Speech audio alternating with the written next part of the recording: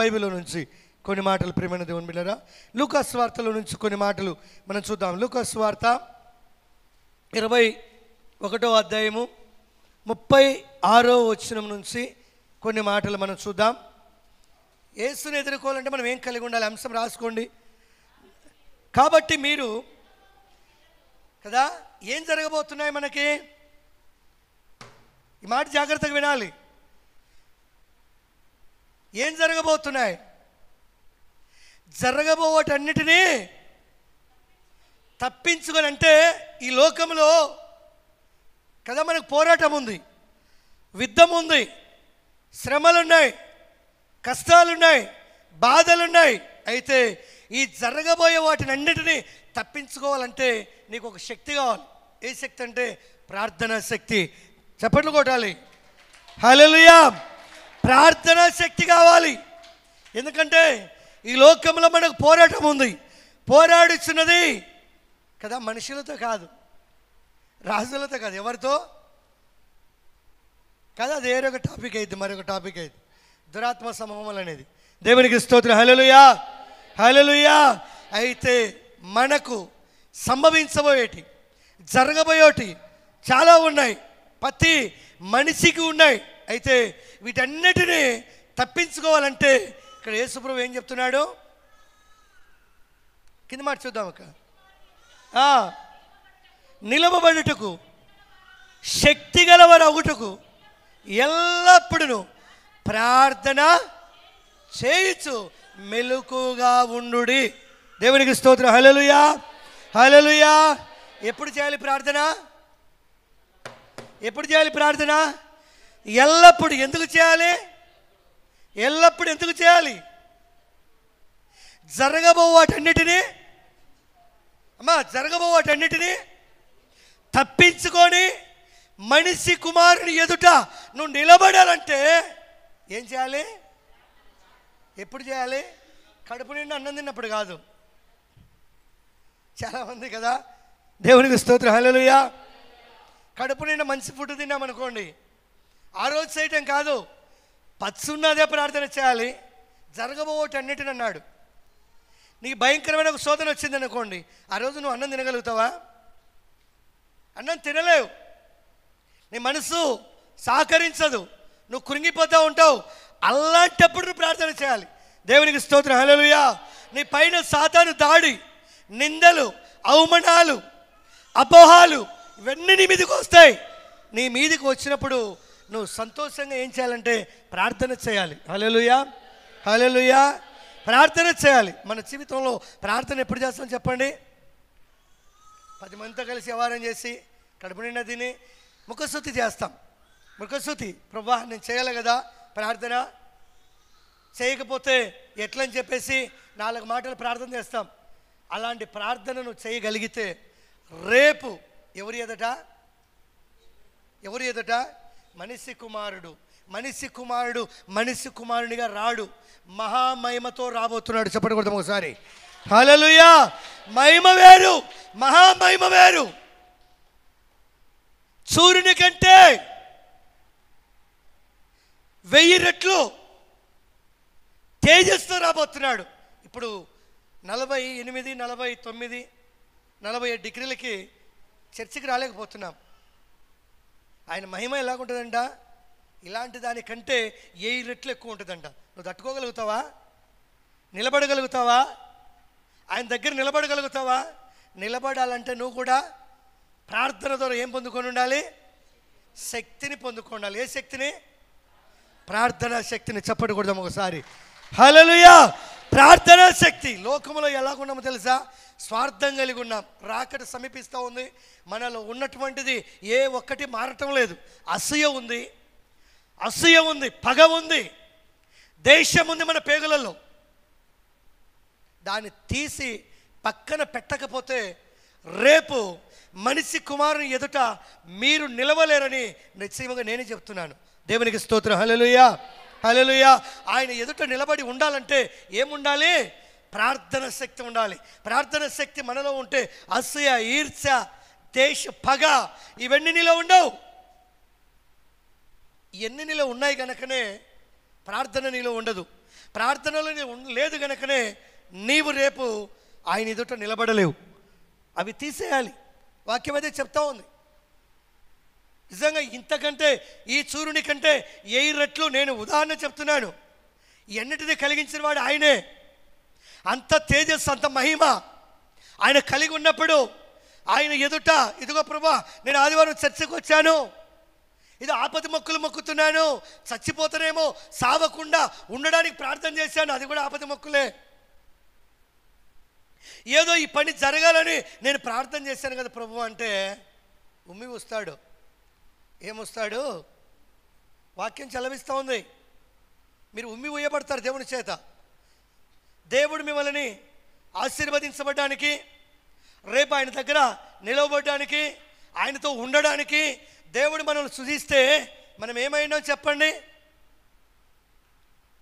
హల్లెలూయా, హల్లెలూయా, హల్లెలూయా. ఏం కలిగి ఉన్నాం చెప్పండి? అందుకే నీవు నేను కూడా ఎల్లప్పుడూ ఏం చేయాలి అమ్మ? ఏం చేయాలి? ప్రార్థన మనలో కలిగి ఉంటే సమాధానము, ప్రేమ, మంచితనము, దయాళత్వము అన్నీ మనలో ఉంటాయి. ఇక మోసము, అక్రమము, దొంగతనము కదా, పొరుగు వారిని చెడగొట్టడము, ఇలాంటి లక్షణాలు సాతాను కానీ అవి ఉండవు. ఇక దేవునికి స్తోత్రం కలుగునుగాక. ఒక మనిషి దీవించబడతా ఉంటే సంతోషిస్తాం. ఒక మనిషి ఆశీర్వదించబడతా ఉంటే మనం ఆనందిస్తాం దేవుని చేత. దేవునికి స్తోత్రం కలుగునుగాక. హల్లెలూయా. మనలో ఎలా ఉంది, ఏం కలిగి ఉన్నాం? ఈరోజు పరిశుద్ధాత్మ దేవుడు మీతో మాట్లాడుతున్నాడు. మీరు నిజంగా రేపు ఆయన ఎదుట ఆయన వస్తాడు. ఆయన చెప్పాడు వస్తానని. వచ్చే ఆయన ఎలా వస్తాడంటే శరీరధారిగా రాడు, అప్పుడులాగా గొర్రెపిల్లలాగా రాడు, అప్పుడులాగా దీనుడై రాడు, అప్పుడులాగా ఈ చెంప కొడితే ఈ చెంప ఇవ్వడానికి రాడు. ఆయన రాబోయేది ఎలాగున్నాడంటే మహామహిమతో రాబోతున్నాడు. దేవునికి స్తోత్రం కలుగునుగాక. ఆ మహామహిమ ఎదుట శక్తి కలిగిన ఉంటే ఆయన ఎదుట నువ్వు నిలబడతావు. ఇలాంటి ప్రార్థనలు కాదు, మనం లోతుకు వెళ్ళాలి, లోతైన ప్రార్థనలు కలిగి ఉండాలి, దేవుని దగ్గరతో సావాసం కలిగి ఉండాలి. అందుకే చూడండి ఇక్కడ అంటాడు మత్తయి సువార్తలో కూడా చూద్దాం, 24:30 చూద్దాం. 24వ అధ్యాయము 30వ వచనం త్వరగా. అప్పుడు మనిషి కుమారుని చూచిన ఆకాశమందు కనబడును. అప్పుడు ఎలాగా మా మనిషి కుమారుడు ఎలా చెప్పాలి? ఎలా? ప్రభావం అంటే తేజస్, ప్రభావం, మహిమ. హల్లెలూయా. ఆయన యొక్క ఎలుగు ఎవరంటే మనిషి కుమారుడు యేసు క్రీస్తు. మళ్ళీ రెండో రాకటలో రావడానికి సిద్ధపడి ఉన్నాడు. నువ్వు ఎలా ఉన్నావు? ఇంకా లోకం వైపు చూస్తున్నావా? లోకంలో ఉన్న వాటిని దోసుకోవాలనుకుంటున్నావా? లోకాన్ని సంపాదించుకోవాలనుకుంటున్నావా? నువ్వు లోకంలో ఉన్న వాటిని దోచుకుంటే దేవుని ప్రేమకు నువ్వు దూరం అయిపోతావు. దేవునికి స్తోత్రం. దేవుని శిక్షకు నువ్వు అరుకుడు అవుతావు, అరుకురాలు అవుతావు. రేపు మనిషి కుమారుడు మహామహిమతో, ప్రభావముతో ఆయన రాబోతున్నాడు. నీవు నేను ప్రతి ఒక్కరము ఆయన ఎదుట నిలబడాలి తీర్పులోకి. దేవునికి స్తోత్రం. హల్లెలూయా, హల్లెలూయా. వాక్యం అనేది ఆశామాస్యగా ఉండదు. ప్రార్థన అనేది అలా ఇలా ఉండదు. నేను కడిగి శుద్ధి చేస్తుంది. నిన్ను ముత్యము చేసి నీ ముందు ఉంచుతాడు దేవుడు. నువ్వు ముత్యములాగా కడగబడాలి. నీలో ఏముందో ఒక్కసారి చూడు. అందుకే ఏమంటున్నాడు? ప్రభావముతోను. అది ప్రభావము. రెండోది చెప్పాలి. రెండోది మహిమనా, మహామహిమనా? మహిమ వేరు కదా, ఈ ఫ్యాన్ సౌండ్ వేరు. దీనికి ఇంకా పవర్తో పెట్టామనుకోండి, డబల్ ఆడితే అబ్బా చాలా అంటాం. మామూలుగా అయితే మీడియమే. మనిషి కుమారుడు ప్రభావముతోను మహా చెప్పాలి అందరూ. మహిమతో, మహిమ కాదు మహామహిమతోను ఏమై మేఘారుడై వచ్చుట చూచి భూమి మీద ఉన్న, జాగ్రత్తగానండి, సకల కదా, నేను ఆ కులము నేను ఈ కులము, నాది ఆ మతము, నాది ఈ మతము కుదరదు అక్కడ. పోయిన వారం విన్నాం, మనిషి జాతి అంతా ఒకరి నుంచి వచ్చాడు, మనిషి ఒక్కడే, సకల జాతి ఒక్కటే. అక్కడ కులాలు గోత్రాలు ఉండవు. ఇక ప్రతి గోత్రపు వారు ఏమంటున్నాడు? చదువు సకల గోత్రపు వారు అంటే యేసుక్రీస్తుని ఎరగని వారు. యేసుక్రీస్తు అంటే చాలామంది ఏమంటారు, ఒక వాళ్ళ లవర్ లాగా, నాకు నువ్వు ఇష్టం, ఆయన అంటే నాకు ఇష్టం లేదు జీసస్ అంటే అంటారు.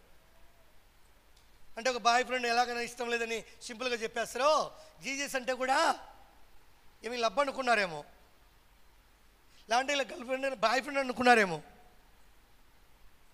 బ్రతుకులు మార్చుకోవడానికి యేసుక్రీస్తు వచ్చాడు. బ్రతుకులు మార్చి ఆయన లా చేయడానికి నేను వచ్చాడు. ఆయన అంటే ఇష్టం ఉండదంటే చాలామందికి. చాలా సింపుల్గా, అంటే వారి జ్ఞానం వల్ల, చదువు వల్ల, తెలివి అలా నేర్పించింది.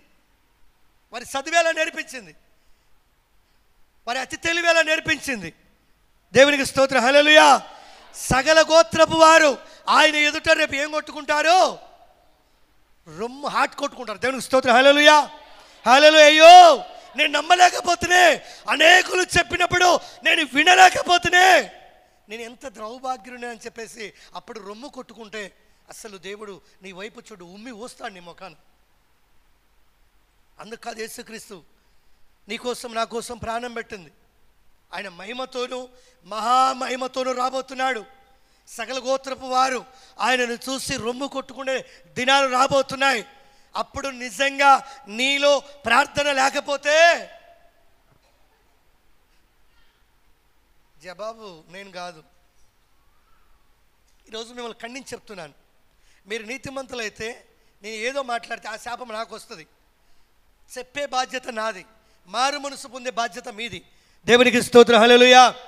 మీరు పొందలేదనుకోండి, మీ జీవితాలు అలాగే ఉంచుకున్నారనుకోండి, రేపు ఆయన ఎదుట నిలబడడానికి మీరు మహిమ కలిగిన వారై ఉండాలి, ప్రార్థన శక్తి కలిగిన వారై ఉండాలి. మీరు పేరు పెట్టుకోవటమో, లేకపోతే వాక్యం 10 సార్లు చదవటమో కదా, 10 చర్చలకు తిరగటమో, 10 దిక్కుల ప్రార్థనలు ఉన్నాయంటే మన బతుకు మార్చుకోము కదా. ఎవరైనా కడపలో ఒక అతను, లేకపోతే ఇంకొక చోట ఇంకొక అతను, మంచి అతను వచ్చాడు అనుకోండి, పరిగెత్తడం వల్ల ఏముంది చెప్పండి? నీ బ్రతుకు మారలేదని చెప్తాడు అంతే.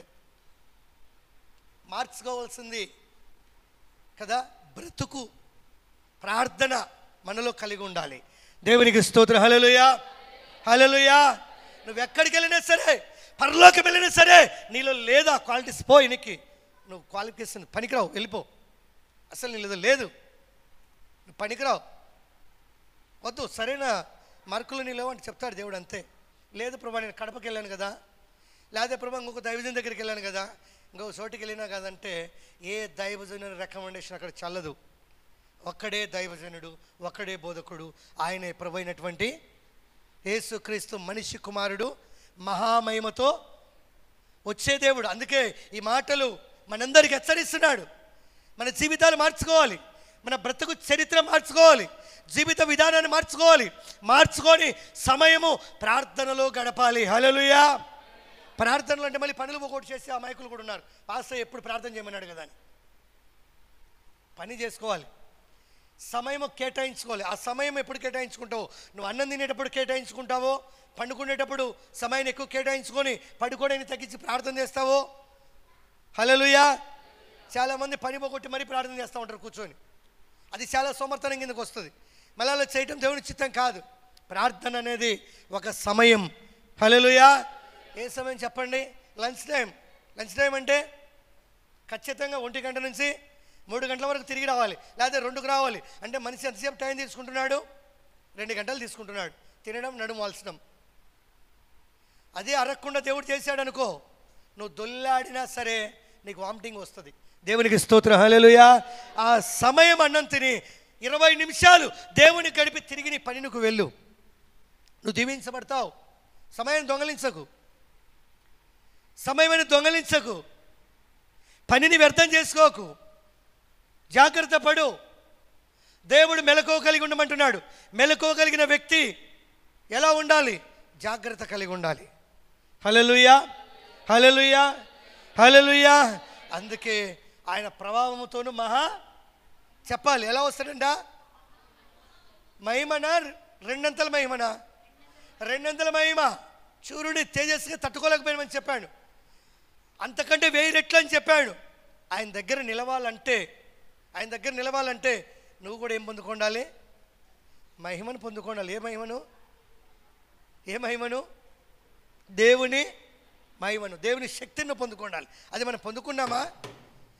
పొందుకున్నామా? దేవుడి దగ్గర ఆశీర్వాదాలు దొంగలించే వరగా మనం ఉన్నాం. దేవుని దగ్గర దీవెనలు దొంగలించే వరగా మనం ఉన్నాం. దేవుని మోసం చేసే వరగా మనం ఉన్నాం. అలా కాదు, దేవుడు చేసిన మేలు ఉపకారమును ఎప్పటికీ మరవక దేవునితోనే నీ జీవితాన్ని కొనసాగించాలి. ఎందుకంటే ఏదో నాకు స్వస్థత అయిపోయింది, నాకు తలనొప్పి పోయింది, దయ్యం పోయింది, లేకపోతే నాకు ఒక జబ్బు బాగైంది, బాయ్ నీకు నాకు అలా చెప్పావా? సకల గోత్రపు వారు అక్కడికి రావాలి. రేపు ఎక్కడికి? దేవుని దగ్గరికి, మధ్యాకాశానికి రావాలి. హల్లెలూయా, హల్లెలూయా, హల్లెలూయా. నిజమైన ఇంటర్వ్యూ అక్కడ ఉంటుంది. కాదు ఇక్కడ పాస్టర్కి బాయ్ చెప్పచ్చు. దేవుళ్ళు వెళ్ళే నాకు అయిపోయింది, బాగైంది, నా కార్యం జరిగింది, ఇక నీకు నాకు సంబంధం లేదని ఆయన ఇంటర్వ్యూ చేస్తాడు. అక్కడ చూడండి ఒకసారి నీలో ఏముందో. హల్లెలూయా, హల్లెలూయా.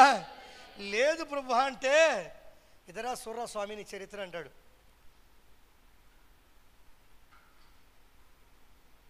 అందుకే మనం జాగ్రత్త కలిగి ఉండమంటున్నాడు. అందుకే చూడండి, సంఖ్యాకాండం చూద్దాం. చూడండి, సంఖ్యాకాండము 12వ అధ్యాయం మొదటి నుంచి చూద్దాం. మోసేను గురించి మనం చూద్దాం. మోసే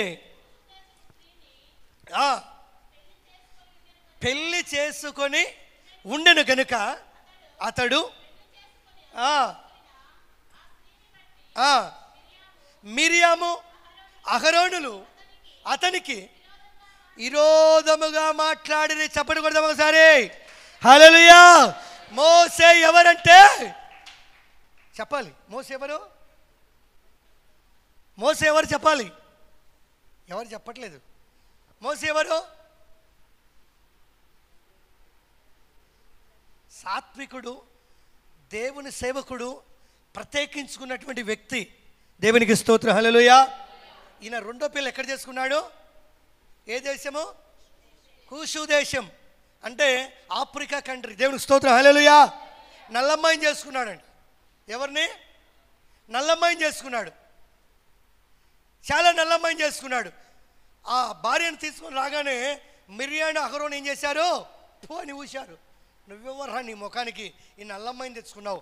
అసలు మనమేంది, మన పోలికే ఏంది, అసలు ఈ అమ్మాయి ఏంది? తెచ్చుకొని ఆఫ్రికా కంట్రీ అమ్మాయిని తెచ్చుకున్నావు అని ఊశారు. ఈ మాటకు దేవుడు బాధపడినట్టుగా వాక్యం చలవిస్తాం. దేవునికి స్తోత్రం. దైవజనుని విషయంలో తీర్పు మీకు దేవుడు ఇస్తాడు. దైవజనుని అన్నా, దైవజనుడు చెప్పిన మాటకు లోబడకపోయినా, ఒకవేళ ఆయనను గురించి ఇంకొక రకంగా అనుకున్నా, దేవుడు మాత్రము క్షమించాడు. ఒకవేళ దైవజనుడు క్షమిస్తాడేమో, ఎందుకంటే అన్ని విషయాలలో జీవించాం కాబట్టి, ఉన్నాం కాబట్టి ప్రభా వారికి క్షమించంటాడు నాలోంటి వాడైతే. దేవునికి స్తోత్రం. హల్లెలూయా. కానీ దేవుడు క్షమించడు. అన్ని విషయములలో కూడా దైవజనుడు చెప్పింది మీరు చేయాలి. మోసేను దేవుడు ఎన్నుకున్నాడు, ఏర్పరచుకున్నాడు, ప్రత్యేకించుకున్నాడు. మోసే కూసు దేశానికి వెళ్ళి ఒక స్త్రీని వివాహం ఆడినందుకు తన అక్క తన తమ్ముడు ఏమన్నారు? అక్క ఎలా మాట్లాడారు చెప్పాలి. ఎవరికి? సేవకునికి. మోసే దేవుని సేవకుడు, సేవకునికి విరోధంగా మాట్లాడారు. ఎవరు మాట్లాడారు? మిరియాము అహరోను విరోధముగా మాట్లాడారు. మాట్లాడిన వారు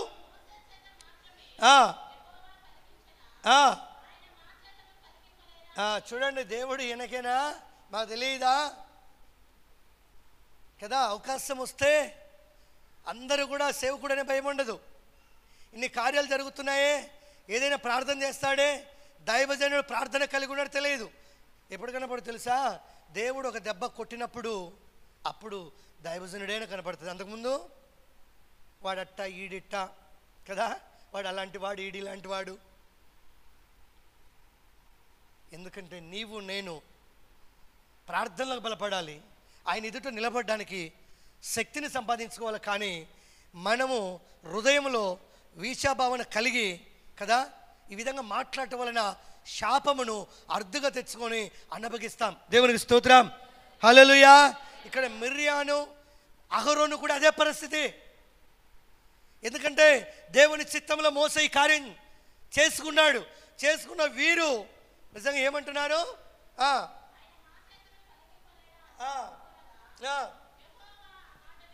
యెహోవా విన్నాడంట ఆ మాట. అని ఉన్నాడు యెహోవా? అమ్మ మోసే దగ్గర ఉన్నాడా? మోషేలోనే ఉన్నాడు. దేవునికి స్తోత్రం. మోసేని చూశారు కానీ మోసేలో ఉన్నటువంటి దైవశక్తిని వీళ్ళు చూడలే. ఇలాంటి వారు ఉన్నారు చాలామంది ఇక్కడ,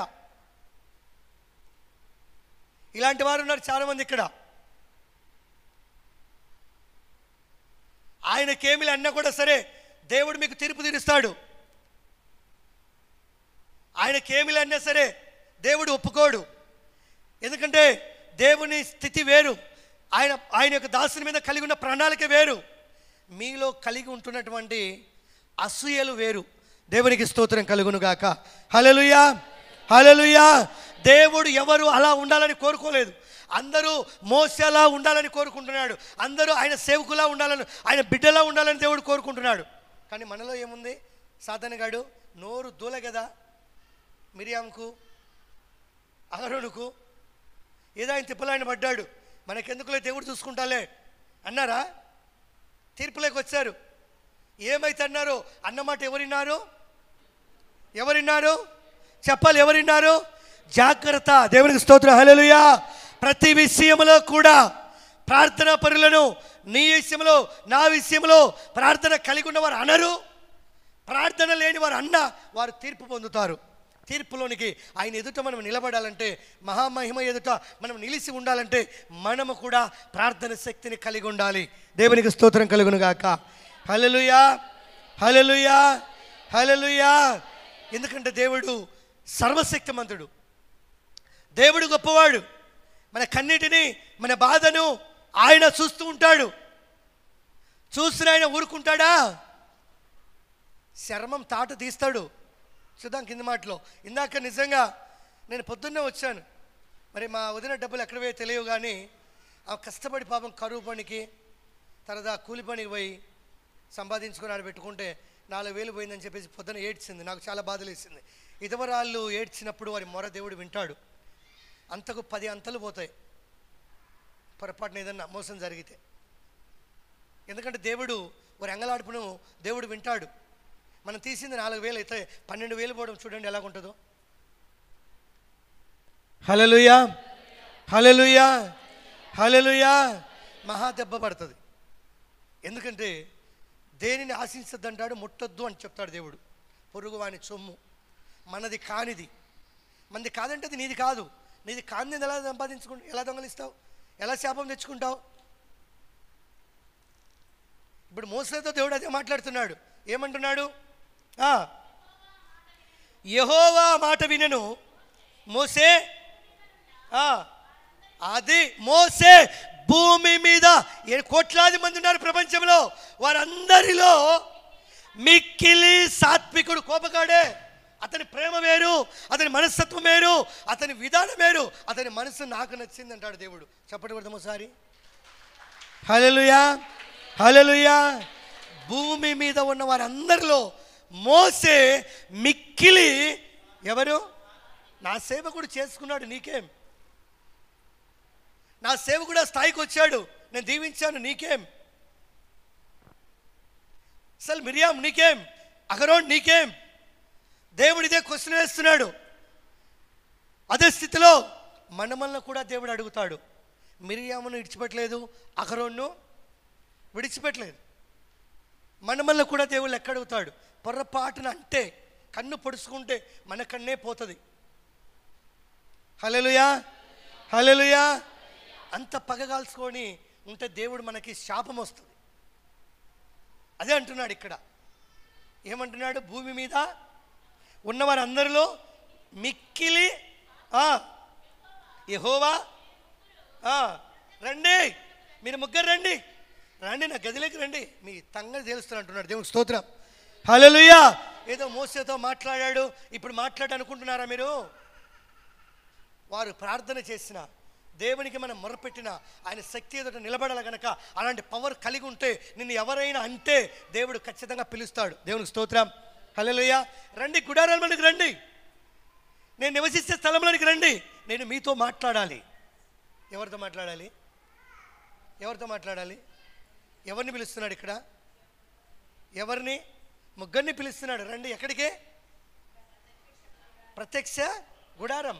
అక్కడ నివసిస్తాడు ఆయన దేవుడు. ఎందుకంటే ఈ మాటలు వినినప్పుడు ఎలా ఉంటుందంటే మన జీవితము, మన జీవిత విధానం మామూలుగా ఉండదు.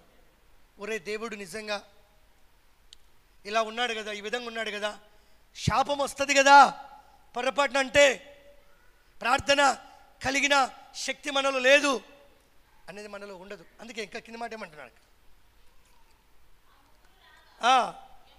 యెహోవా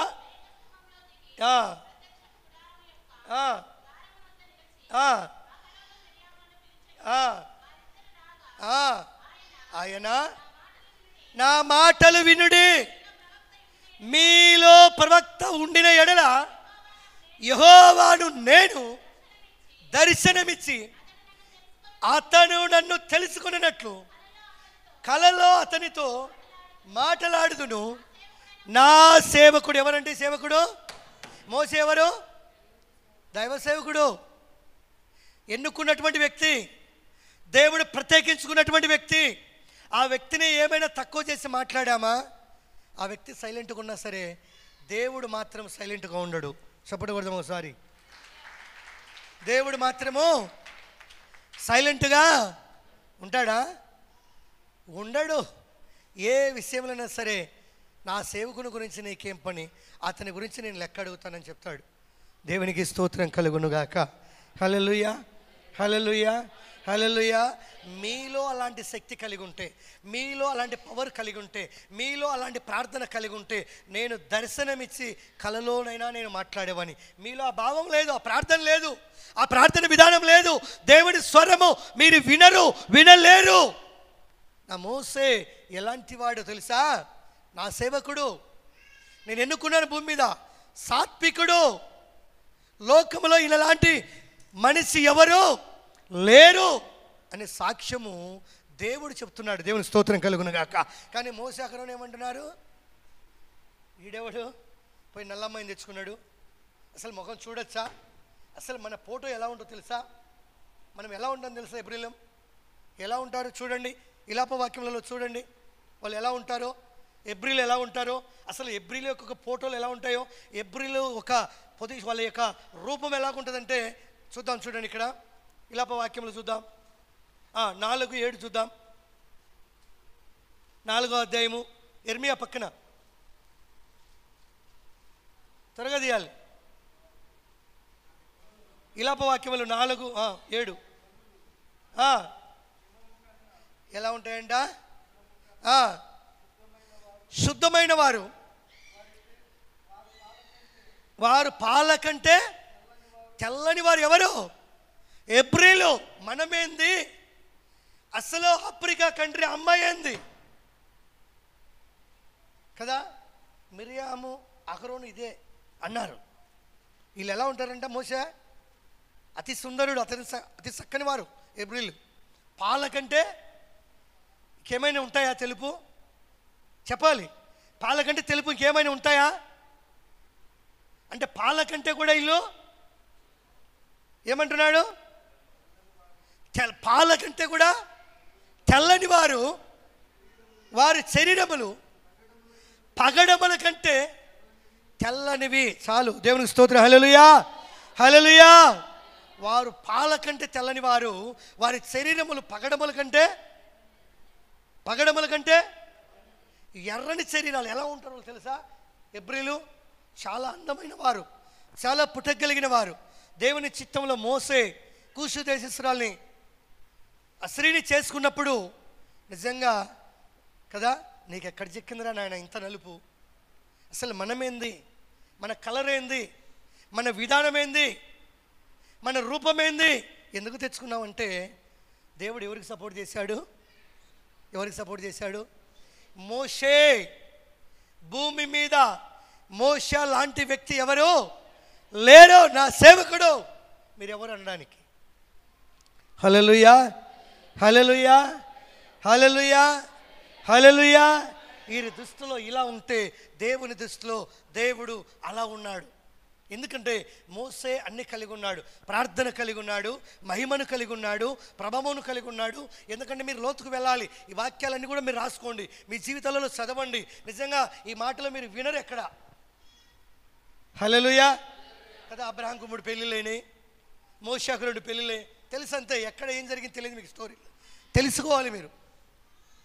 ఎందుకు వాళ్ళను దేవుడు గుడారంలో పిలిపించి ముగ్గురిని హెచ్చరించడం జరిగిందో, ఎవరు హెచ్చరించబడ్డారో, మోసే దైవజనుని గురించి దేవుడు ఏం మాట్లాడాడో, ఏం తెలుసుకోగలిగారో దేవునికి స్తోత్రం. హల్లెలూయా. అవన్నీ కూడా మీరు వినగలగాలి.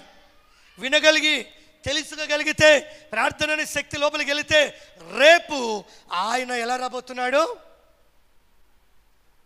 మహిమతోనా, మహామహిమతోనా? మహామహిమతో రాబోతున్నాడు. జరగబోవటన్నిటిని మీరు ఎదుర్కొని ఆయన ఎదుట నిలబడాలి.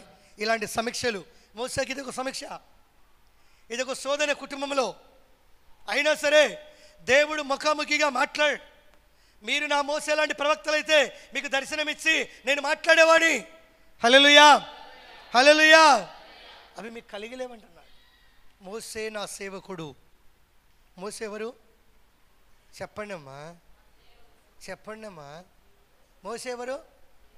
దేవుని దేవుని దేవుని ఇలా రూపాన్ని చూసుకున్నారు. మేము పాలకంటే తెల్లనమైన వారం, పగడముల కంటే ఎర్రని వారం మేము. అసలు వీళ్ళు ఎవరు? ప్రతి గోత్రమును ప్రతి జాతిని సృజించింది ఆయనే. ఆయన బిడ్డలమే మనందరం. మనందరికి కూడా తీర్పు ఉంది. మనందరం కూడా ఆయన పోలికే. దేవునికి స్తోత్రం. నువ్వు ఎలా ఏ కలర్ ఏ రూపం ఉన్నా ఎలా ఉన్నా సరే మనందరం ఆయన పోలిక. దేవునికి స్తోత్రం చెల్లిద్దాం.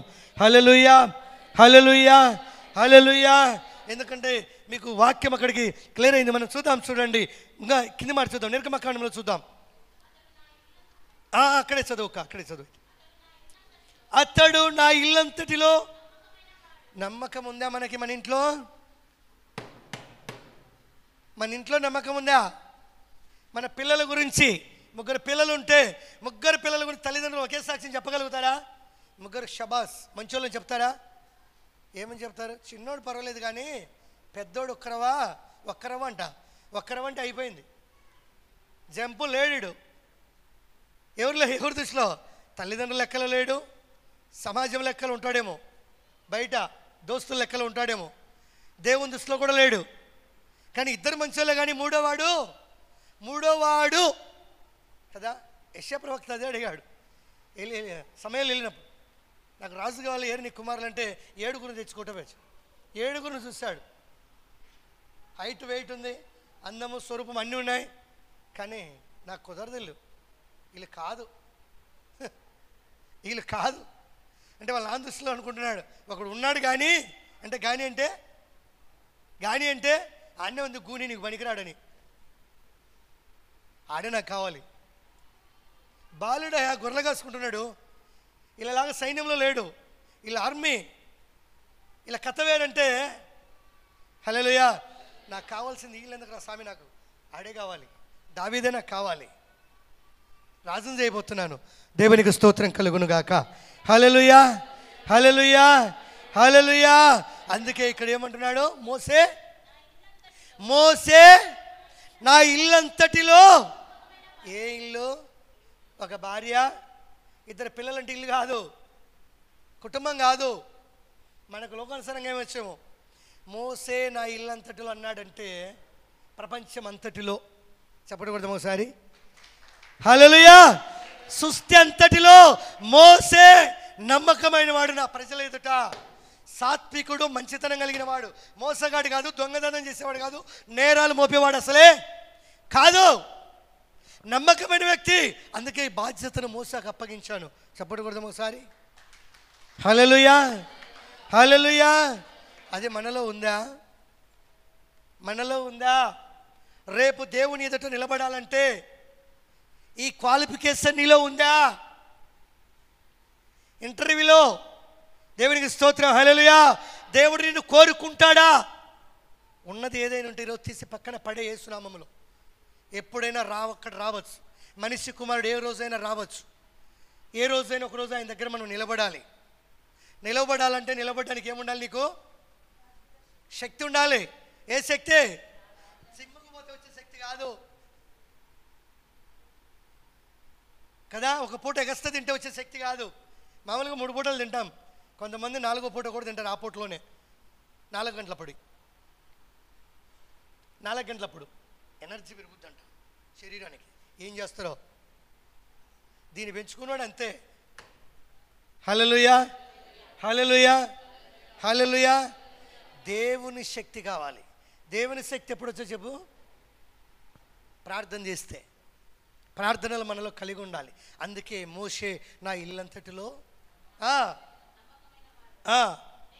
నేను దర్శనమిచ్చి ముఖాముఖిగా. దేవునికి స్తోత్రం, హల్లెలూయా. మోషేతో దేవుడు ఎలా మాట్లాడతాడు? దర్శనమిచ్చి ముఖాముఖి, ఫేస్ టు ఫేస్. ఈ మాట బైబిల్లో అందరూ కొన్ని సేవకులు అంటారు, అసలు దేవుని చూస్తారా? దేవుని చూస్తే బతికినోడు ఉన్నాడా? దేవుని చూసి చచ్చిపోతారని. పీడి సుందరరావు టీం లాంటి వారు. దేవునికి స్తోత్రం. మోషేతో ఎలా మాట్లాడాడు? ముఖాముఖిగానా లేకుంటే దూరంగా నుంచా? ఇక్కడ ఏమని రాయబడింది? ముఖాముఖి, ఫేస్ టు ఫేస్. దేవునికి స్తోత్రం. దేవుని ముఖం ఎలాగుందో మోషే చూస్తాడు. మోషే ముఖం ఎలాగుందో దేవుడు చూస్తున్నాడు. హల్లెలూయా. ముఖాముఖి. దేవుని చూడంట, చూస్తే బతకడంట. దీన్ని పట్టుకొని స్వస్థతలు లేవు, అద్భుతాలు లేవు, భాషలు లేవు, ప్రవచనాలు లేవు. దుర్మార్గంగా బోధిస్తూ ఉంటారు బోధ దైవసేవకులు. ఆ బోధ కిందికి వెళ్ళకండి.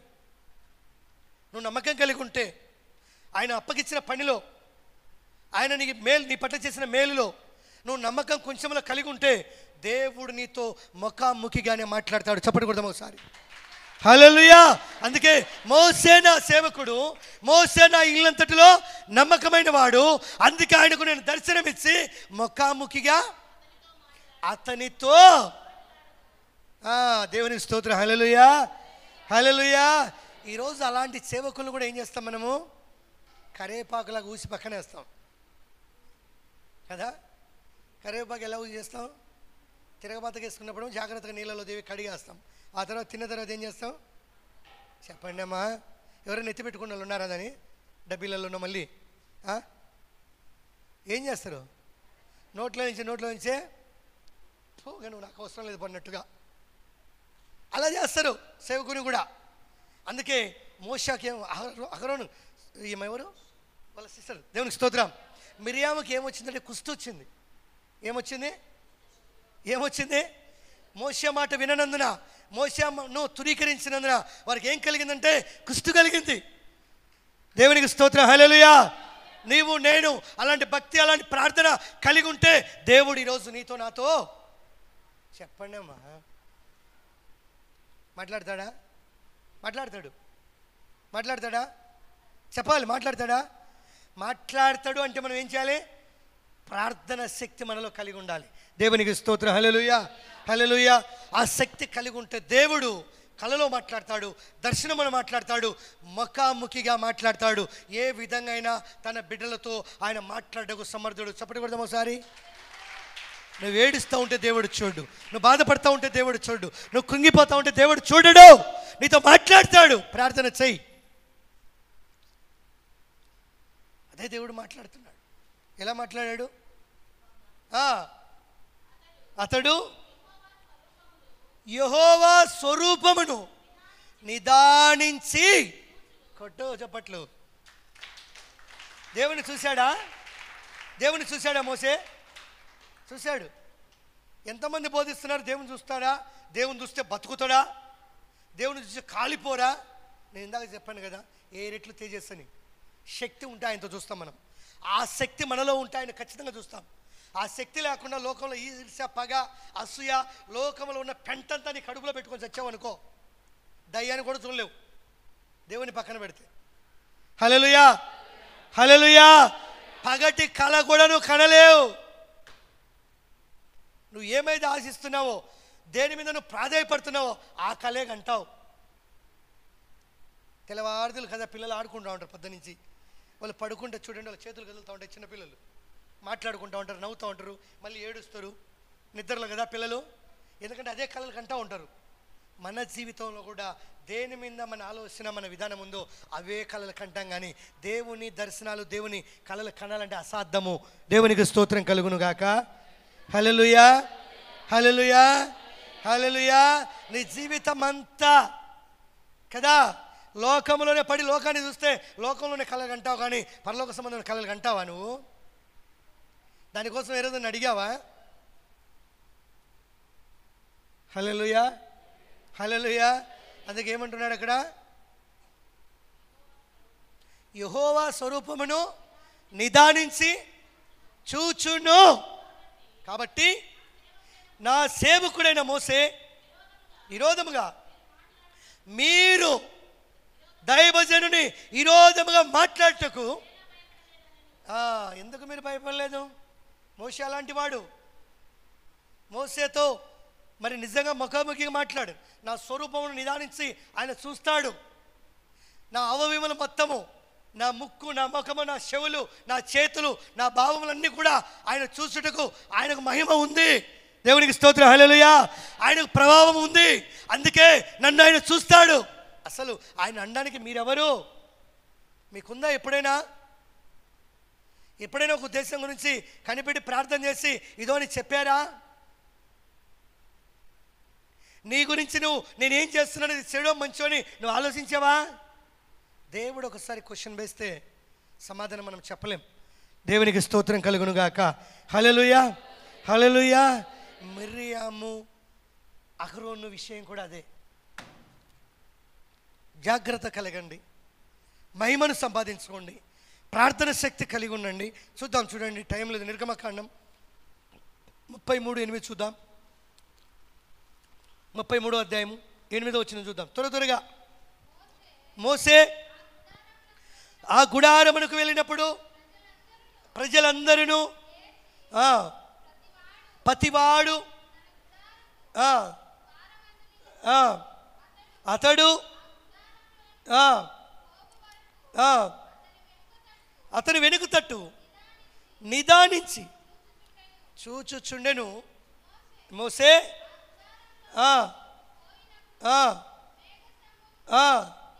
దిగి ఆ గుడారము యెహోవా మోసేతో చెప్పకూడదు. ఒకసారి మాట్లాడా? దేవుడు మోసేతో మాట్లాడా? దేవునికి స్తోత్రం, హల్లెలూయా. దేవుని స్వరం ఏ రోజైనా మీరు వింటారా? సంఘాన్ని నేను అడుగుతున్నాను. నేను విన్నాను, నేను చూశాను. దేవునికి స్తోత్రం, హల్లెలూయా. ఆయన స్వరం విన్నాను, ఆయన మహిమను చూశాను. నేను చూడాలంటే ఏముండాలి చెప్పండి? చూడాలంటే ఏముండాలి? ప్రార్థన ఉండాలి. అది ఉందా మనలో? కాకపోతే 2 బేషన్లు తింటాం, బుద్ధి పుడితే పోతాం. లేకపోతే గిన వాడిట్ట, ఈడిట్ట, ఈ మట్ట, ఆ మట్ట, ఆ ఎక్కట్ట, ఈ అమ్మట్ట తెచ్చి లేకమన్నంత శాపమంతా మీద పెట్టుకుంటాం సోమరిగా. అది కాదు. మోసే అలా చేయలేదు. నేను దేవుని స్వరం విన్నాను, దేవుని మహిమను చూశాను, దేవుని అద్భుతాలు చూశాను, ఆశ్చర్యకార్యాలు చేశాడు దేవుడు. దేవుడు మహిమ కార్యాలు నా ద్వారా చేయించాడు. దేవునికి స్తోత్రం, హల్లెలూయా.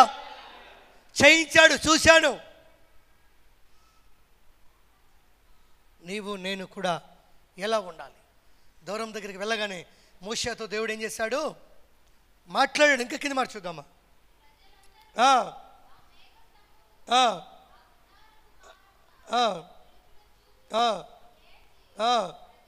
ప్రతివాడును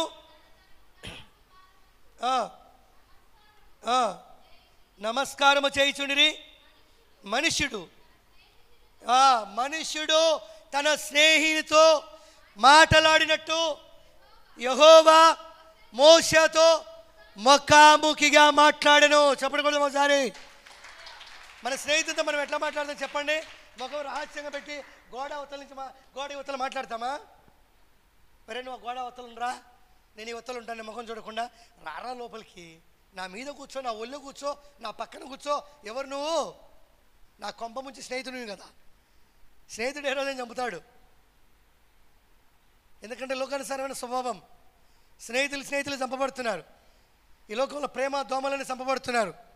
ఇది లోకానుసారమైన ప్రేమ, లోకానుసారమైన స్నేహం. దేవునికి స్తోత్రం. హల్లెలూయా, హల్లెలూయా. అలా కాదు.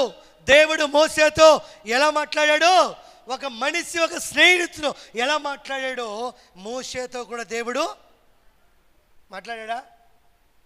చెప్పండి అమ్మా, మాట్లాడా? దేవుడు మాట్లాడితే బ్రతుకుతామా? శక్తి కదా. ఆ శక్తి నీలో ఉండాలి మాట్లాడాలంటే. దేవుని దర్శనము, దేవుని ముఖాముఖిగా నువ్వు చూడాలంటే ఆ పవర్ నీలో ఉండాలి. అది లేకపోతే నువ్వు చూడలేవు. చూసేవాళ్ళని కూడా ఏం చేస్తావు? ఈయనతో మాట్లాడింటలే దేవుడు, ఈమెకు వచ్చింటేలే కలలు. ఎవర్రా నువ్వు అంటాడు దేవుడు పక్కన. ఎవర్రా నువ్వు? ప్రార్థన కలిగిన వారితో నేను మాట్లాడతాను, సంభవించే వాటిని నేను చూపిస్తాను. నువ్వెవడు అంటాడు దేవుడు. ఏం చేస్తావు? హల్లెలూయా, హల్లెలూయా. చూద్దాం 18వ వచనం చూద్దామా. దయచేసి నీ మహిమను నాకు చూపమని నా మంచితనమంతయు నీ ఎదుట కనపరిచెదను. యెహోవా అను నామమున నీ ఎదుట ప్రకటించేదను. నేను ఎవని యందు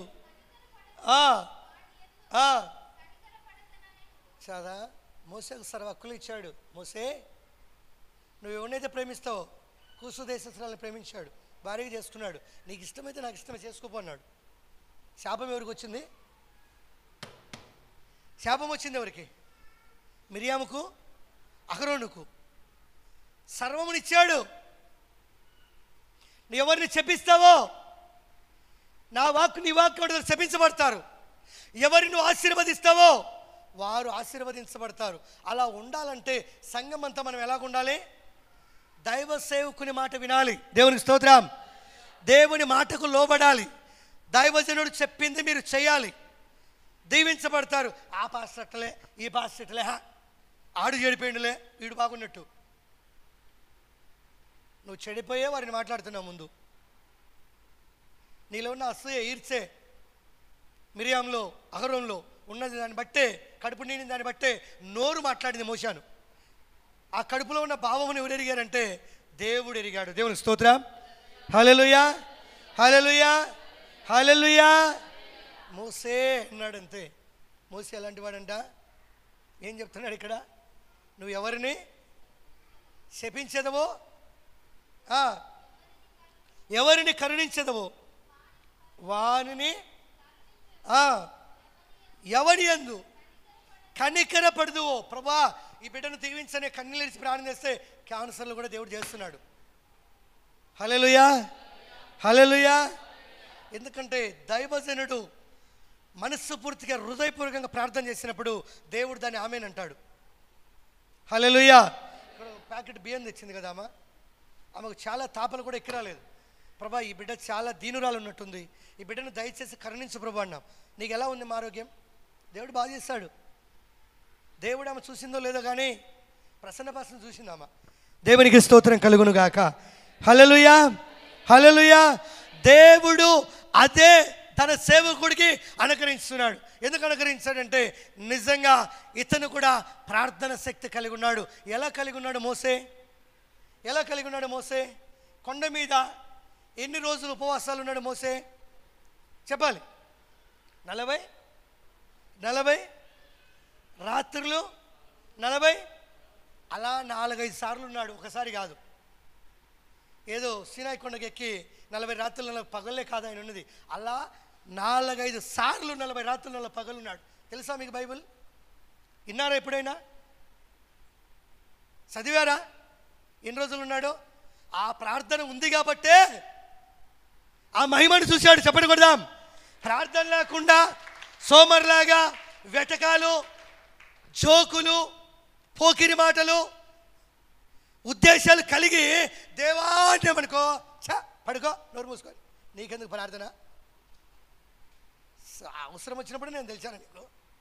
మిగతాప్పుడు ఏం చేసావు? నువ్వు తిని పండుకొని ఎంజాయ్ చేస్తావా? ఇప్పుడు మళ్ళీ దేవుడు సిగ్గులే పడుకో. ఎప్పుడు నువ్వు ప్రార్థన చేసేది? రగ్గు ముడుచుకొని కదా, తల కింద పెట్టుకొని ముడుచుకొని పండుకొని 10 గంటలకు లేచాను, మధ్యాహ్నం ప్రార్థన చేసే ముయినోరు అంటాడు. ముస్లిమ్స్ ఎప్పుడు చేస్తారు ప్రార్థన? అల్లా ఎలా ఎప్పుడు చేస్తారు? కరెక్ట్గా టైం బట్టి చేస్తారు. మనము అబ్బా అన్ని నొప్పులు సెల్లు చూసి, నిద్ర రాలే కళ్ళకు సెల్లు చూసి, కళ్ళు వాసి ఉంటాయి దున్నపోతు కోసినట్టు. దేవునికి స్తోత్రం, హల్లెలూయా. అప్పుడు ప్రార్థనలో కూర్చుంటేమో, కూర్చోకపోతే ఏమో సిగ్గుందా మనకి. మళ్ళీ దేవుడు మాట్లాడితే వారిని వేలం చేస్తాం మనం. ఈయనతో మాట్లాడండి అబ్బా దేవుడు, ఈయనతో మాట్లాడిండు దేవుడు. నువ్వు అలా చేయి, మోసేలాగా ఉపవాసాలు గడుపు, ప్రార్థన చేయి, దేవుడు ముఖాముఖిగా మాట్లాడతాడు. చెప్పండి కొడతాం ఒకసారి, హల్లెలూయా. ఆయన మహిమ ఎదుట మనము శక్తి గల వారిగా నిలబడతాం. మనం అలా చేయకుండా తిని సమృద్ధిగా, అవసరమైతే 2-3 బిర్యానీలు కూడా, ఇది అరుగుద్దే సత్సం అనేది కూడా తెలియదు. ప్రార్థన అసలు చేయం మనం. సిగ్గుండాలి. ఏముండాలి? సిగ్గు ఉండాలి. శాపం కంటే ఈ మాట గొప్పది కాదు. రేపు మీరు ఉగ్రత కంటే దేవుడైతే మాట్లాడుతున్నాడు. ఇక్కడ ఏమంటున్నాడు? 20వ వచనం.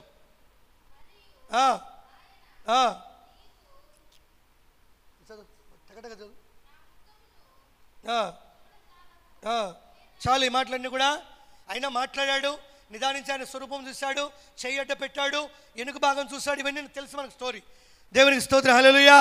ముందు మాటలలో స్నేహితునితో ఒక మనిషి మాట్లాడినట్టు మోషేతో దేవుడు ముఖాముఖిగా మాట్లాడాడు.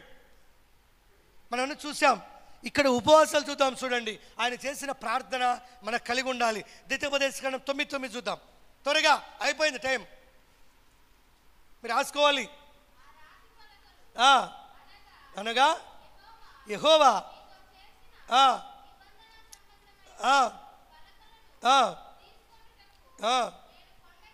నేను కొండ ఎక్కినప్పుడు అన్నపానములు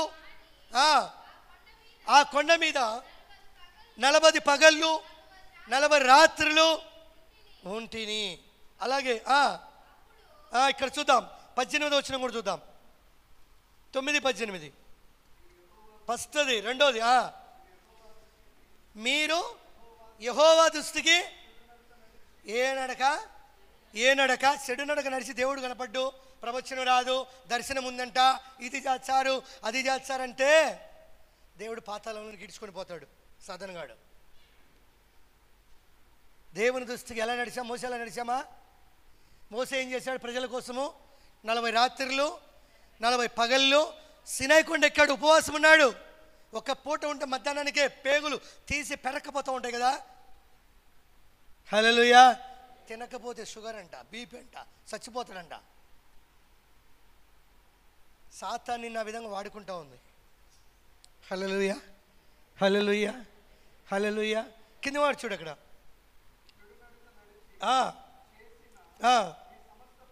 చేసిన సమస్త పాపముల వలన ఆయన కోపము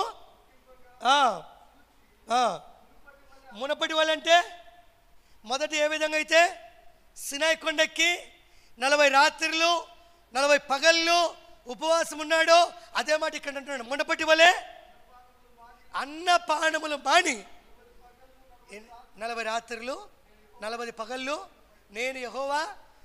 మనం ఎక్కడ కనబడతాం? ఆదివారం వచ్చే 10 గంటలకు రాలేం. మనం ఎక్కడ కనబడతాం? 40 రాత్రులు 40 పగళ్ళు. మోసే ఎలా చేశాడు? మోసేకి ఏముంది? మహిమ ఉంది. దేవునికి స్తోత్రం. అందుకే ముఖాముఖిగా ఆయన శక్తిని తట్టుకొని మాట్లాడగలిగిన శక్తి, ప్రార్థన మోసే కలిగి ఉన్నాడు. చెప్పండి కొడతాం ఒకసారి. ఏమీ లేకుండా మనకేం కావాలి? రాకడలు ఎత్తబడి కుడిపార్చాన గొర్రెలు ఉంటాయి, ఆ పక్క కూర్చోవాలి. మనం పోయి ఏం మాట్లాడతామో ఈ నోటు తెలియదు, ఏం చేస్తామో మనకు తెలియదు, కానీ పరలోక రాజ్యం మాత్రం కావాలి. ఎలాంటి ఇక్కడ నిజంగా రికమెండేషన్ ఉండదు. దేవునికి స్తోత్రం కలుగును గాక. మోసే ఆ మహిమను చూడాలంటే ఆయన అనేక మార్లు కడుపును ఎండగట్టుకొని ప్రజల క్షేమం కోసం, దేవుని మహిమ కోసం ఆయన ఉపవాసాలు ఉన్నాడు. మనం ఉన్నామా? నేను చెప్పాను అట్టుపోయిన వారం, నేను ఇంత మహిమ ఇంత శక్తిని ఎలా పొందుకున్నానంటే ఇడిసి బయటికి వెళ్ళిపోయానని చెప్పాను. నేను చేసింది కొంచెమే. దేవునికి స్తోత్రం కలుగును గాక. హల్లెలూయా. నేను చేసింది కొంచెమే. దేవుడు నా రుణమును ఉంచుకోలేదు. ఆయన అన్ని విషయాలలో ఆయన ఇచ్చిస్తూనే వస్తున్నాను. నన్ను స్వార్థం లేదు. ఎవరో చెప్పిన మాటలు ఇంకొకటిని కొంచెం బాధపడేది తప్ప నా హృదయంలో ఎక్కడ కోసిన రక్తపు బొట్టులో కూడా నాకు లేదు. దేవుని స్తోత్రం. హల్లెలూయా. అలాంటి మనస్సు దేవుడు అగ్నితో కాల్చి నాకు ఇచ్చాడు. మనలో చూసినప్పుడు ఇలా ఉన్నారు వీళ్ళు, ఇంకా వీళ్ళు ఇడవబడితే ప్రభావం లెక్క చెప్పాలని కూడా ప్రార్థన చేస్తున్నా. కొన్ని విషయాలలో నేను బలిపీఠం మీద చెప్తున్నాను. అందుకే మళ్ళా పూర్వం మొదటి వల్లే ఏం చేస్తాను, 40 రాత్రులు 40 పగళ్ళు అన్నం మానేసి అయినా దేవుని సన్నిధిలో, యెహోవా సన్నిధిలో గడిపాడు. ఇంకా చూద్దాం, చూడండి 25వ వచనం కూడా చూద్దాం. 25వ వచనం. కాగా నేను మునుపు ఎవరి కోసం? మీకోసం, ప్రజల కోసం, ఆయనకు అప్పగించిన జనుల కోసం, వారి క్షేమం కోసం నీళ్లను అన్నమును మానేసి మళ్ళీ ఏం పడ్డాడైనా? సాగిలపడ్డాడు. యెహోవా సన్నిధి 40 పగళ్ళు 40 రాత్రులు సాగిలపడితే ఎవరి కోసం చెప్పండి? మీరు ఇశ్రాయేలు ప్రజల కోసం అనుకోకూడదు. ఈరోజు కూడా అలాంటి దైవజనులు లేరు ప్రార్థన చేసేవాళ్ళు. నేను ప్రతి కుటుంబం కోసం ప్రార్థన చేస్తాను. ఉపవాసం వచ్చానంటే ఖచ్చితంగా ప్రతి కుటుంబం కోసం చేస్తాను. నాకు నోటేడు. దేవునికి స్తోత్రం. హల్లెలూయా. ప్రతి ఇంటి కోసం చేస్తాను నేను ప్రార్థన. దేవునికి స్తోత్రం. దేశం కోసం చేస్తా. దేవునికి స్తోత్రం. దేశ నాయకుల కొరకు చేస్తా ప్రార్థన. దేవునికి స్తోత్రం కలుగును గాక. హల్లెలూయా. హల్లెలూయా. హల్లెలూయా. ఎన్ని చూసాం? 3 చూసాం. 4వ పాయింట్ 10 చూద్దాం. ద్వితీయోపదేశకాండం. నేను ముండపట్టి వలె 40 పగళ్లను 40 రాత్రులను కొండ మీద ఉండగా యెహోవా ఆ కాలమున నా మనవి ఆలకి. ఎప్పుడు భార్యను వదిలాడు, పిల్లలను వదిలాడు, అన్నిటిని వదిలి ఏకాంతంగా వెళ్ళిపోయాడు కొండలలోకి. దేవుడితో మాట్లాడాడు. దేవునికి స్తోత్రం కలుగును గాక. హల్లెలూయా. హల్లెలూయా. ఈరోజు ఉపవాసం ఉన్నామనుకోండి, కొంపలో ఇంట్లో జుట్టంతా ఇరగబోసుకొని మనకై ఆకలిని బట్టి ఎవడన్నా పిల్లో గలిబిలు లేకపోతే ఏం చేస్తాం? ఉత్తికి ఆరేసి పక్కన పెడతాం. నువ్వు నాకు గలిబిలు చేస్తావు ఉపవాసం ఉంటే, పో బయటికి. ఇలాంటి వేషధార ప్రార్థన దేవుని దృష్టికి ఏమాత్రము చారదు. దేవుని స్తోత్రం. చారదు. మోసే సర్వమును విడిచి ఎక్కడికి వెళ్ళిపోయాడు? కొండకి వెళ్ళిపోయాడు. కొండ మీద ఏం చేశాడు? దేవునితో మాట్లాడాడు. ప్రజల క్షేమాన్ని కోరాడు. అప్పగించిన పనిని చేయడానికి. ఈరోజు ఏ బాధ్యత కలిగి ఉన్నాం మనం? రేపు ఆయన ఎదుట నిలబడాలంటే ఏ పనిలో మనం సక్సెస్ఫుల్ అయ్యాం? ఇక్కడ ఏం చేస్తున్నాం? ఆయనకి శక్తిమంతులం కావాలంటే, జరగబోయే వాటిని ఎదుర్కొని ఆయన ఎదుట నిలబడాలంటే ఇలాంటి శక్తి నీకుందా? ఇలాంటి ప్రార్థన నీకుందా? దేవునికి స్తోత్రం. హల్లెలూయా. నేను లెక్క అడిగితే ప్రాణం పెట్టిన దేవుడు 2 రెట్లు లెక్క అడుగుతాను నిన్ను. నేను ఒకటే అడుగుతున్నాను, దేవుడు 2 అడుగుతాడు. ఏం చెప్తారు మీరు? ఎలా చేస్తాం ప్రార్థన? ఎవరో చూడాలన్నా? మోసే ఏం చేశాడు? నా భార్య పోతే ఎట్టా, నా పిల్లలు పోతే ఎట్టా, అందరిని నడింకి కట్టుకొని తీసుకుని పోయాడు పైకి. అందరం ఒకేసారి చచ్చిపోదామని. ఎవడు తింటే వాడే, ఎవడు సంపాదించుకుంటే వానికే. దేవునికి స్తోత్రం. హల్లెలూయా. హల్లెలూయా. హల్లెలూయా. ఈరోజు ఎలా ఉన్నాం చెప్పండి? ఎలా ఉన్నాం? మొండాలు వచ్చినాయి చర్చికి, అన్నీ మొండాలే. తలకాయలు ఎక్కడున్నాయి? తలకాయ ఎవరు? శిరస్సు ఎవరు? శిరస్సు ఎవరు? పురుషులు. మన పురుషులు. ఈరోజు మొండాలు వచ్చినాయి. ప్రభువా నా తలకాయని కాపాడు, నువ్వు ఎడి చేసావనుకో, పోయి నీ తలకాయని తెచ్చుకోపో అంటాడు. ఈ తలకాయ ఎక్కడుందో? కొంతమంది శిరస్సు వచ్చినాయి, తలలు వచ్చాయి, మొండాలు లేవు, భార్యలు లేరు. ప్రభువా నా భార్యను కాపాడంటే మొండాన్ని తగిలించుకొచ్చుకోపో తలకంటాడు. సంఘానికి శిరస్సు ఎవరు? సంఘానికి శిరస్సు ఎవరు? సంఘం ఎవరు? మనం. శిరస్సు ఎవరు? యేసుక్రీస్తు. ప్రతి భార్యకు శిరస్సు ఎవరు? పురుషుడు అని భార్య ఏదని అడిగితే ఏం చెప్తావు? అందుకే దేవుడు నిజంగా ఆయన చూస్తున్నాడు, ఎవరు తింటే వాళ్ళకే. మోషే కూడా ఆ దినాలలో ప్రవక్తలు అందరూ కూడా పురుషులే. అబ్రహాం ప్రార్థన చేశాడు, బహుగా ఆశీర్వదించాడు అబ్రహాం కుటుంబాన్ని. అబ్రహాం చేసిన ప్రార్థన సర్వ సంపదలతో నింపాడు. హల్లెలూయా. ఆయన దగ్గర జీతగాళ్ళు, పనివారు, సర్వము ఆయనకి ఇచ్చాడు దేవుడు. ఎందుకంటే అబ్రహాము చేసిన ప్రార్థన, ఇస్సాకు చేసిన ప్రార్థన, యాకోబు చేసిన ప్రార్థన. ఈరోజు పురుషులు తక్కువ ప్రార్థన చేయరు, తాగి ఇళ్ళల్లో ఉంటారు. చేసి పెట్టి రాకపోతే గొడవ, తిని లక్షణంగా పడుకుంటాడు, తాగి పడుకుంటాడు. 6 రోజులు కష్టపడినలే, ఈ పూట చేసి పెట్టి నేను తిని ఇంట్లో పడుకుంటా. ఎంత శాపమో తెలుసా? అతను చేసే పాపం మనందరికీ వస్తుంది. కుటుంబంలో ఒక్కడు తప్పిపోయాడంటే కుటుంబం అంతా పంచుకోవాలి, ఆ పాపాన్ని, ఆ దుఃఖాన్ని పంచుకోవాలి, ఏడ్చాలి అందరూ వాడి గురించి. హల్లెలూయా. కుటుంబం అంతా రక్షణలో ఉంటే సంతోషం. అలా ఉండటకు ఎంతమంది ఇష్టపడుతున్నారు? ప్రార్థన కలిగి ఉండాలి, ప్రార్థన జీవితం కలిగి ఉండాలి. దేవుడు లెక్క అడుగుతాడు. దేవుని ఎదుట నువ్వు నిలబడాలంటే, సంభవించి జరగబోయేటన్నింటినీ నువ్వు జయించాలంటే శక్తి గలవారు కావాలని చెప్తుంది ఇక్కడ. ఎవరు ఇక్కడ మొండం శక్తి పొందుకుంటే మరి శిరస్సు ఏం చేస్తా ఉంది? చెప్పండి అమ్మా, ఏం చేస్తుంది శిరస్సు? ఎక్కడుంది? మన హెడ్ ఎక్కడుంది? చెప్పట్లేదు ఎవరు. ఎక్కడుంది? ఎక్కడ పండుకోంది? ఎక్కడ తిరుగుతూ ఉంది? దేవునికి స్తోత్రం కలుగును గాక. హల్లెలూయా, హల్లెలూయా. ప్రతి గోత్రపు వారు అన్నాడు, దేవుడు మహామహిమతో రాబోతున్నాడు. దేవుడు లెక్క అడుగుతాడు. వాళ్ళు చేసిన ప్రార్థనలు, వారు పొందుకున్నటువంటి శక్తి వారిని ఏం చేసిందంటే ఆయన ఎదుట నిలబెట్టింది. దేవునికి స్తోత్రం కలుగును గాక. కదా, ఒలివ కొండకి వెళ్తాడు. ఎవరెవరు? యేసుక్రీస్తు చెప్పాలి, పేతురు, యోహాను తిరిగి వెళ్తారు. ఎప్పుడు ఆయనతో ఉంటారు. వీళ్ళు ఎవరితో ఉంటారు? యేసు ప్రభుతో ఉండేవాళ్ళే. ప్రత్యేకంగా కొండ మీదకి వెళ్ళి ఏం చేస్తారు? ప్రార్థన చేస్తారు. ప్రార్థన చేయగానే యేసుక్రీస్తు ముఖమంతా ఏమైపోయి ఉంటుంది? మహామహిమతో ఆ స్థలమంతా నిండిపోగానే భయపడి, తండ్రి ఇక్కడే ఎన్ని పరిచయాలు కడతాడంట? ఏలియాకు, మోషాకు, నీకు, ముగ్గురికి. అంటే అంతవరకు ఏమనుకున్నారు? మరియమ్మ కుమారుడు కదా, ఆయనతోనే మనం ఉన్నాం కదా, ఆయన దగ్గర పండుకుంటే ఆయనతో తింటిమి. ఏముంది ఆయనలో? ఆపద వాడుకుందాం, మిగతా అప్పుడు ఇడిచేద్దాం. సముద్రం ఆపమంటే ఆపిండు, వాడుకునే వదిలేద్దాం, మళ్ళీ అవసరం పడినప్పుడు చూద్దాం ఆయన్ను. వారి గుండెల్లో దడబుట్టేటట్టు మహిమను చూశారు అక్కడ. దేవునికి స్తోత్రం. భయపడి వణికి ఆయన ప్రభావం చూడలేక, ఆయన ఎవరో, ఆయన శక్తి ఏందో, ఆయన పవర్ ఏందో ఆ కొండ మీద చూశారు వాళ్ళు. అంతవరకు చూడలేదు, ఆయనతో ఉన్న 33 సంవత్సరాలు చూడలేదు వాళ్ళు.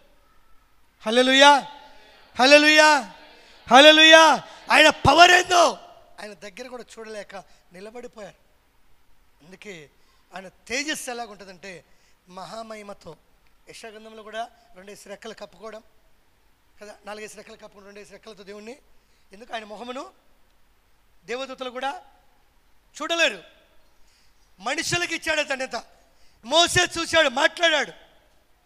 నీ యొక్క నా యొక్క జీవితంలో కలిగి ఉండాలంటే మోసే చేసిన ప్రార్థన మనలో ఉందా? చెప్పండి అమ్మా. మన జీవితం ఎలా ఉంటుంది తెలుసా? అబ్బా అది ఎట్టబోయింటుంది, ఇది ఎట్టబోయింటుందో, ఆ కోడి ఎట్టబోయింటుందో కదా, ఆ కోడికి నీళ్లు పెట్టిండో లేదో. మన బ్రతుకంతా సత్యంత వరకు దాని చుట్టూ తిరుగుతూ ఉంటుంది. ఎక్కడ? సూర్యుడు భూమి చుట్టూ ఎలా తిరుగుతున్నాడో, పొద్దు పొడిచింది మొదలుకొని కూకే వరకు కూడా సూర్యుడు ఎలా తిరుగుతూ ఉంటాడు? ప్రతి ఒక్కరు చెప్తాడు ఎలా ఉందంటే భూమి చుట్టూ గుండ్రా తిరుగుతుందని. మన మనసంతా కూడా సంపాదన వైపే. ఏం సంపాదిద్దామా, ఏం తిందుమా, ఎలా కాలరెగరుతామా అంటూ ఉంటారు. హల్లెలూయా, హల్లెలూయా. మరి దేవునిలో నువ్వు సమయాన్ని ఎప్పుడు గడుపుతావు? దేవుని దగ్గర నువ్వు ఎప్పుడు నిలబడతావు? చివరి మాట, టైం అయిపోయింది చాలా. ప్రకటన 1:16 చూసి ప్రార్థన చేసుకుందాం. 1:16 వచ్చిన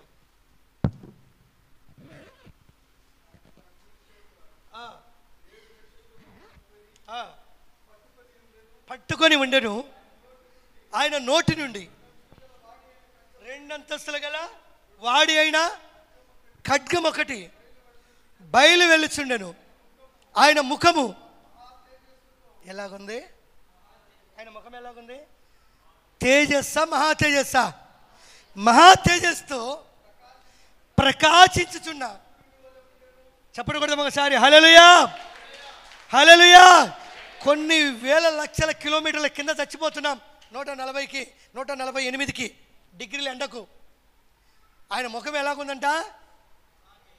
మహా తేజస్తో ప్రకాశించుచున్న సూర్యుని వలె ఉండెను. చచ్చిన వాని వలె సాగిలపడి తిని అంటాడు. ఎవరైనా? యోహాను. దేవునికి స్తోత్రం. ఎలా పడ్డాడంట? ఎలా పడ్డాడంట? చచ్చిన వాని వల్ల. ఆయన మహిమ దగ్గర, ఆయన మహిమ ఎలా ఉంటుంది తెలుసా? 1000 రెట్లు. యోహాను చచ్చిన వాని వల్ల పడిపోయాడు. ఆ పవర్కి తట్టుకోలేక, ఆ శక్తికి తట్టుకోలేక. యోహాను మామూలు ప్రార్థన పరుడు కాదు, మామూలు మనిషి కాదు. జరగబోయే సంభవాలన్నింటినీ భవిష్యత్ కాలాన్ని రాసినవాడు. హల్లెలూయా. కాలజ్ఞానం జరిగేది జరగబోయేది రాసినవాడు యోహాన్, దేవుని ఆత్మచేత. దేవునికి స్తోత్రం. అలాంటి వ్యక్తే చూడలేక ఆయన మహామహిమను చచ్చిన వాడి వలె, ఎవరు చెప్పట్లేదు, చచ్చిన వాడి వలె సాష్టాంగ పడిపోయిందంట. ఎందుకు పడిపోయాడు చెప్పండి ఒకసారి. అమ్మ మొండాలు మీరు చెప్పండి, ఎందుకు పడిపోయిండు? ఎందుకు పడిపోయిండు? ఏం చూడలేక పడిపోయిండు? ఆయనలో ఉన్నటువంటి మహిమను చూడలేక. దేవునికి స్తోత్రం. హల్లెలూయా, హల్లెలూయా. ఏం చూడలేక? ఆయన ఉన్నటువంటి మహామహిమను చూడలేక ఎలా అయిపోయాడు? చచ్చిన వాని వాళ్ళు సాగిలపడేది వద్దు. తిమితం కోల్పోయాడు, మతిని కోల్పోయాడు. చచ్చిన వాణి అంటే దిమ్మ తిరిగిపోయింది. దేవునికి స్తోత్రం. హల్లెలూయా, హల్లెలూయా. ఈ శక్తి పవర్ ఏందని చెప్పేసి ఆయనకు దిమ్మ తిరిగి నేలబడిపోయిండు. అలా ఉంటుంది. రేపు నీళ్ళు అది ఉందా?